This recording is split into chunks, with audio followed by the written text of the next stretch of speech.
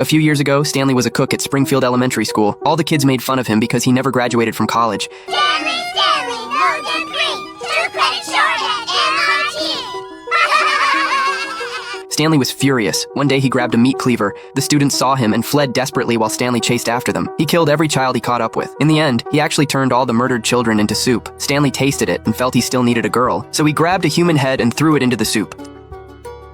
What happened to Dark Stanley? Stanley was hanged for murdering children. He was buried in an unmarked grave, but when the next day came, the grave had vanished. Try not to think about it. The story Bart told spread throughout the school. He claimed the cafeteria was a danger zone where Stanley specifically killed children to make soup. The students were all terrified. The reason Bart wasn't afraid was that Stanley wouldn't strike in broad daylight. Then Bart was murdered. The kids all thought Stanley had come and fled in panic. Unexpectedly, Bart was just faking it. He did this to trick his classmates out of their food. At that moment, Skinner and the superintendent were moving things into the school. What they were moving was the superintendent's treasure. However, just as they were about to enter the door, the children rushed out and knocked them over. Then Bart came out and greeted the principal. Looking at Bart, Skinner determined that Bart was the mastermind behind this. So Skinner made Bart go see a psychologist. Dark Stanley's gonna eat my brains!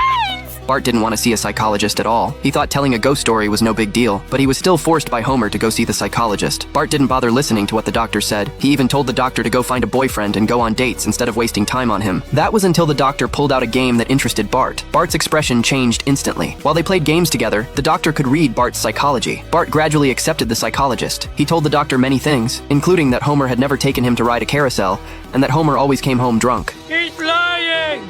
Well, you drink too many scorpion ball. You go sleepy now. Bart's treatment was very effective. He even looked forward to his next meeting with the doctor, but unexpectedly, this was already his last session. The school had only paid for 5 sessions for Bart. I think I just got dumped. Seeing the doctor treating others, Bart felt very dejected. Now he could see the psychologist's image everywhere he went. Bart lay alone in bed talking to himself. He even began imagining the psychologist was right beside him. Marge couldn't bear to see Bart suffering so much, so she went to find the psychologist. She had been saving this money for Homer's breast reduction surgery, but she felt Bart was more important, so she begged the psychologist to see Bart one more time. Of course. Send him in. In this session, Bart learned why he was so mischievous, that Stanley turned out to be the trademark on the hammer Homer used to hit him. After Bart spoke his mind, he felt much better. He had nothing more to say now. The doctor asked Bart if they would see each other again. Bart said anything was possible. I'd like that. I just can't stop thinking about him. Do you think maybe Bart is replacing your son, who was killed by Dark Stanley? Oh. I am not ready to go there.